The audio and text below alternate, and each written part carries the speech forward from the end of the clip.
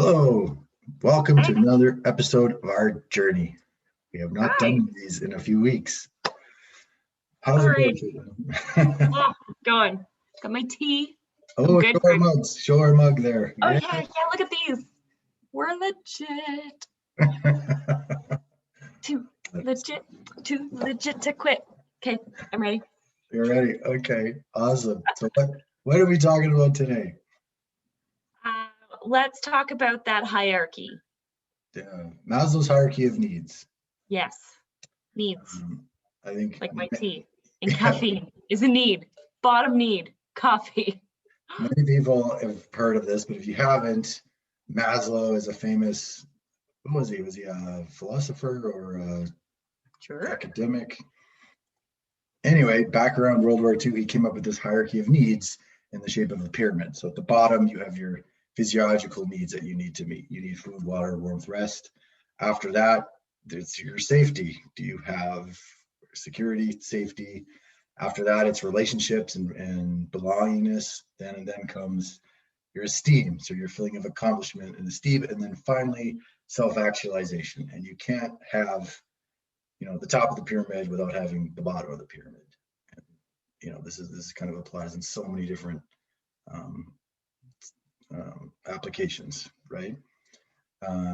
But recently I met someone who explained to me that there is a theory for a business version of this, and we thought we'd bring it up and talk about it. So Yeah.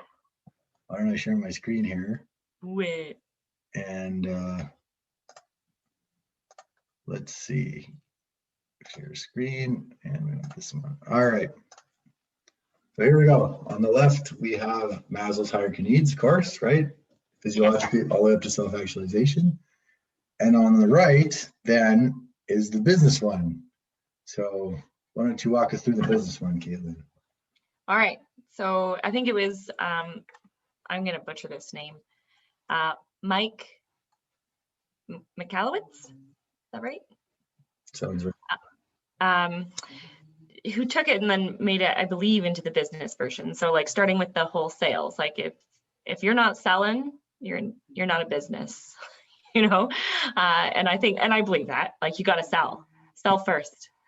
And then with that, I think, and this is where, I was kind of going, I don't know, because like if you're not selling and creating a profit, then why are you selling is kind of my question. But the next layer being profitability. Like if you're not turning a profit, then are you what are you doing? And then this is interesting, and this is where we kind of started ENTA, was in the order area, right? Like creating order, systems, processes, getting that efficiency, honing in on the operational side. And then what is your impact? So like the value you're bringing the world, essentially, right? Like what are you doing? What problem are you solving, and how are you giving it back to society to leave the world better than what you created it?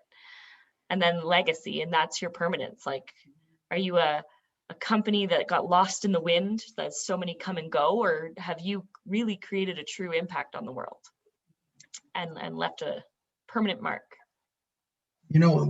What I like about this diagram is it gives kind of a nice context for business, like where we fit, right? Yeah.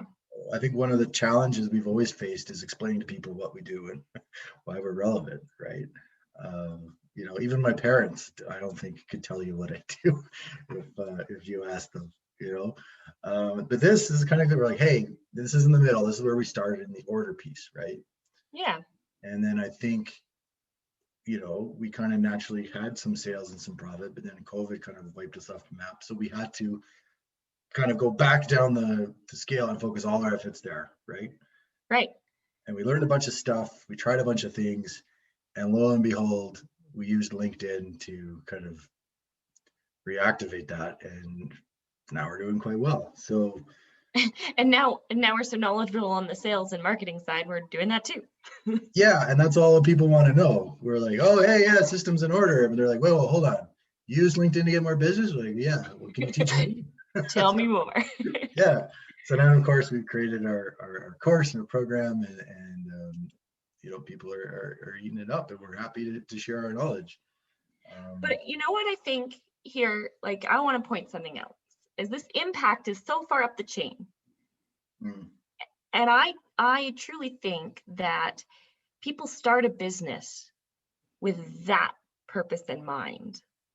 Mm.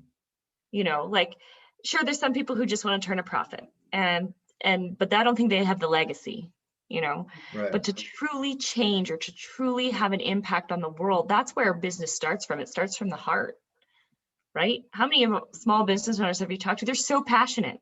That's not their problem. Lack of passion and lack of wanting to give back and purpose is not their problem. I would say the majority of them, when asking this question, say it's usually something like, well, I wanted to create a place where everyone was excited as I was to come to work, right? Yeah, That's we one. hear that. The other one is just like, I really wanted to show that a small business could make a difference in my community. That's another one. I believe in like helping people's quality of life, with everything, right? Like, so 100%, like I 100% agree that as you go up the chain, like you can't be donating to charity before you're selling anything, right? But I you think could volunteer, right? Like, or maybe right. you could, so And maybe that's why he uses the term impact, right? mm-hmm. Versus purpose, right? Like the impact and the creation of transformations. That's impact of your business, but purpose is missing off of here, really. And I think one of the things that you and I talk about when we select the clients we want to work with is clients who believe in profit through purpose. And we've seen a whole bunch of companies where it's profit above all. Mm-hmm. Yeah. Right. And I think that's going away. People, like, we talk about now branding, and we talk about, what are you doing? What is your true purpose in business? And I think that's going to be, especially with social media, right? And being able to pick who you want to spend your time with or partner with or buy their products of, and you can see their brand and their purpose and what they do. I think it's going to become even more important that people have that at a forefront. So it's profit through purpose, not instead, right? And then that way they create a greater impact. Yeah, I love that. We're seeing a lot of, things like sustainability. What cause are you, passionate about? And that's really interesting, right? Our friend, we started the what's the name of the Fuel for Success? Fuel for Success, yes. Yes. He's got a super cool model. Oh yeah, the RTG group, Receiving Through Giving. Mm-hmm. Yeah. Love it. I absolutely love those guys. Yeah, they get it, right? That the world's changing and it's all about the impact you're making. And their model's great at giving more than you put into it, right? Which is really cool. But that's it. But you talk about that. You look at the social media branding. There was an issue with Dove, I believe was one of the brands, right? Where they were advertising fair skin, right? A skin lightener cream to make you look fairer, which is, there's a whole bunch of, ethical stuff around that. Why, that's not a good for your brand. And especially like when we talk about racism and all those things, right? Where they had to completely scrap it and change what they were doing. Brand is everything now, and people, it can destroy you. Well, and that's really interesting because, we've even seen it where individual brands, like a tweet someone made 10 years ago is getting them fired today. So right? the social acceptance or social normal, maybe back in the 1990s, it was actually popular and perfectly fine for Dove to have this product, and it was a very successful product. And then flash forward 10, 20 years, and all of a sudden, right, the collective mind is thinking about things much differently and much more sensitively, I think, right?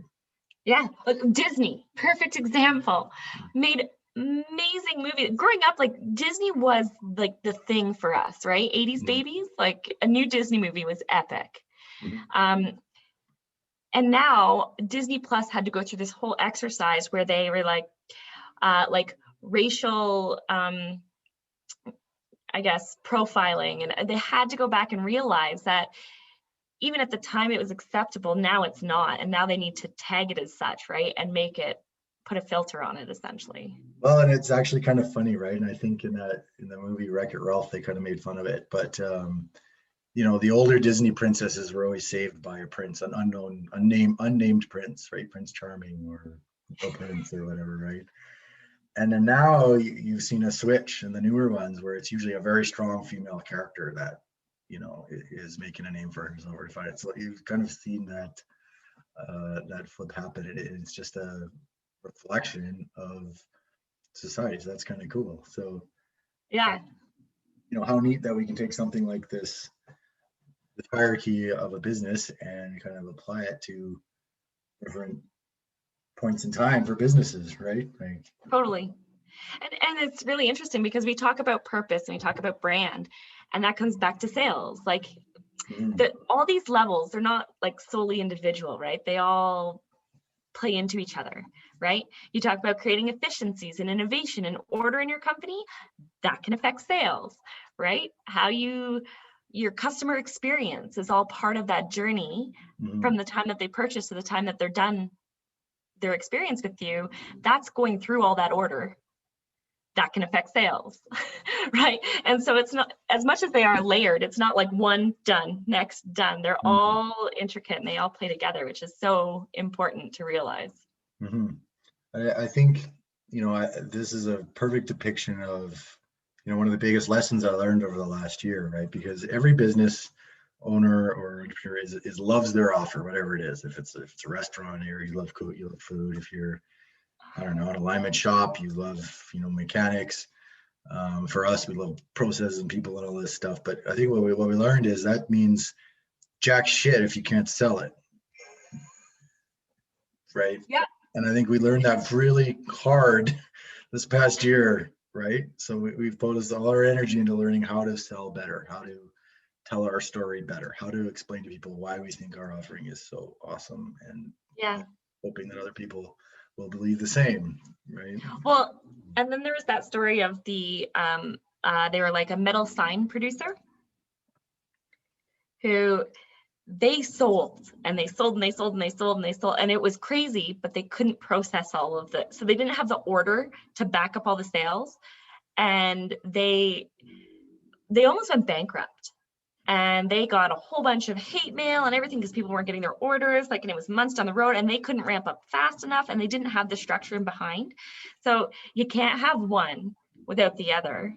Eventually, there comes a point where you're like, hey, it's time. If we don't get structured, if we don't get ordered, our sales are going to stop because we can't process it all, right? Well, and you know, the funny thing about that is usually it builds to a point of a crisis, and then people see us online or meet us through a friend or person, whatever, and then we hopefully end up working for them. But I would say the comments we get, you know, after the process are sometimes like, wish I'd done this sooner. Wish I'd called you a year ago when it like wasn't on fire. Right? It wasn't on fire yet, so we just call you.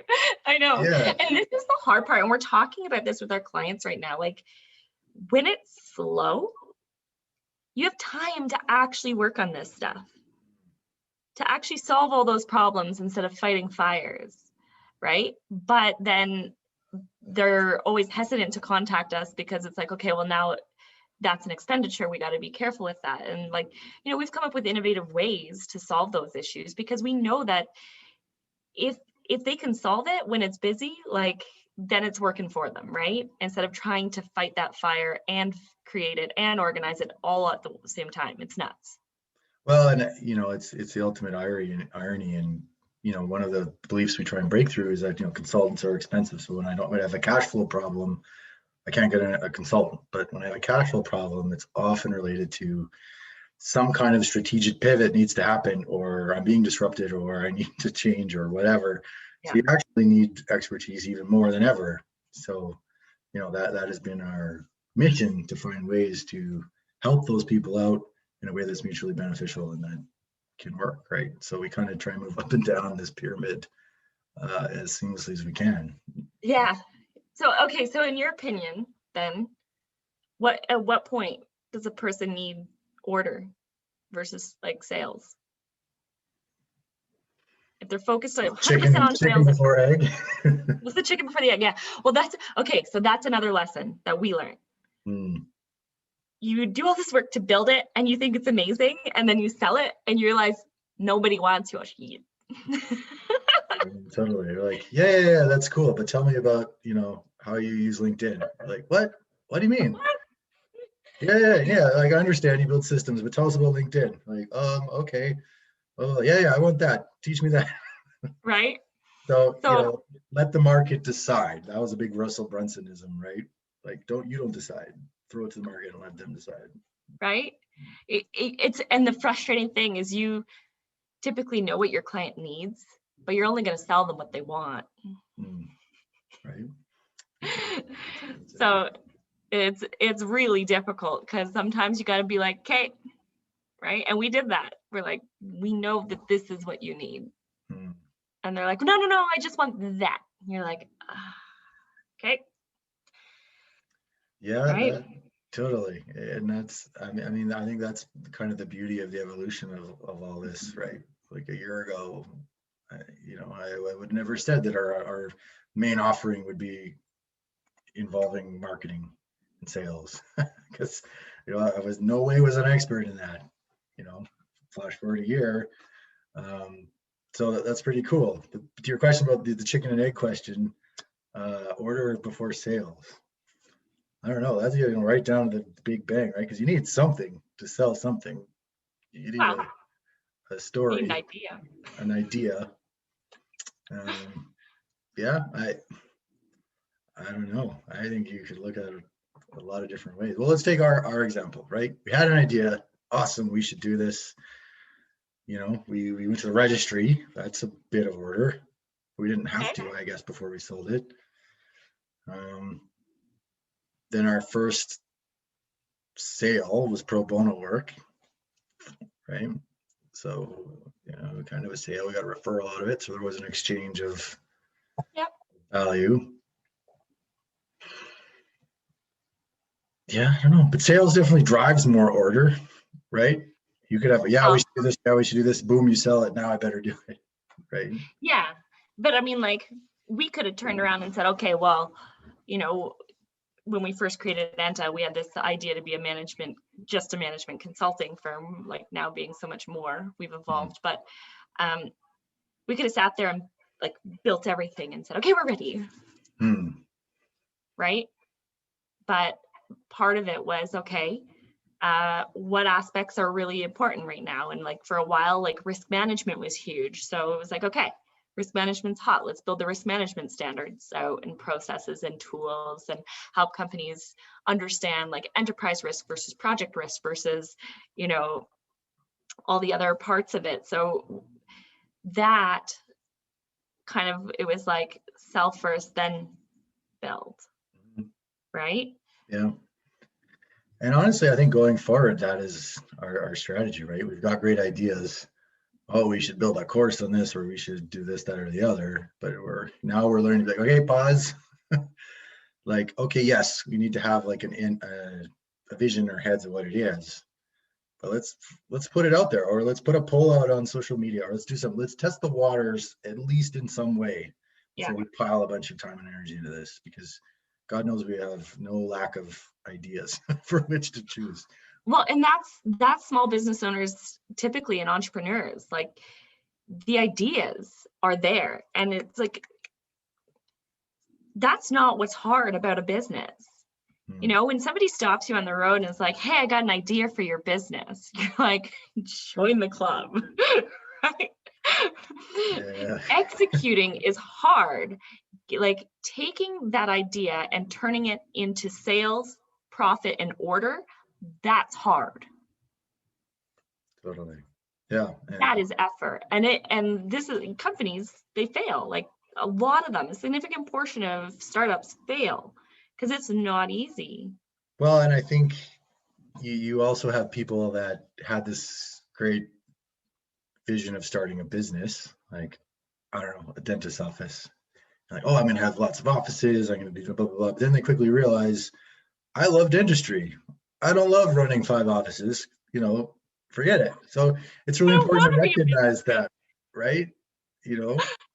And we have Right. a whole nother episode on this topic, right? Like our dream is to grow this thing, but we understanding that at some point we may reach a point where we're like, you know what, we're good. Or we might be like, yeah, our role now is really like people management. We're not actually doing the things,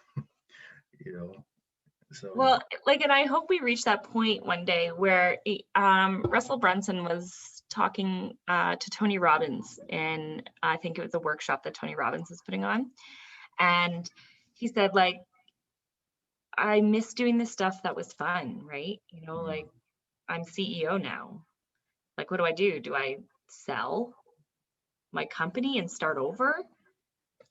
And he's like, Tony Robbins, he nails it, man. He's so smart. He goes, dude, I watch you talk about your business. It lights you up. So unless you have another idea that lights you up like this, hire a CEO and then just do what you love.